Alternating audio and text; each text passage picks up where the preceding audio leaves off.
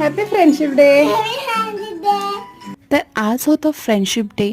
तर आम्ही आमच्या क्यूट अशा बेस्टीला फ्रेंडशिप बँड बांधली. आज फ्रेंडशिप डे सोबत दीप अमावस्यासुद्धा होती. तर आज मी पहिल्यांदाच घरी दीप अमावस्या करणार होते. तर इथे मी कणकेचे दिवे केलेले आहेत. ते मस्त असे वाफवून घेतलेले आहेत आणि छान असे दिवे तयार करून मी पूजेला सुरुवात केली. रांगोळी काढली. त्यानंतर मी दिवे पूजायला घेतले. आमच्या घरी किंवा आमच्या आजूबाजूला गावी शक्यतो मी कधी दीप अमावस्या पूजताना करताना मी पाहिली नाही. त्यामुळे ह्याबद्दल जास्त माहिती नव्हतं. लास्ट इयरपासून मला दीप अमावस्या काय असते हे समजलं. त्यामुळे ह्या वर्षी मी मस्त अशी दीप अमावस्या केली. कारण हे केल्याने मनाला पण शांती मिळते. घरात पॉझिटिव्हिटी राहण्यासाठी जितकं काही करता येईल तितकं मी करते. कणकेच्या दिव्यानी मी माझ्या पिल्ल्याला ओवाळून घेतलं.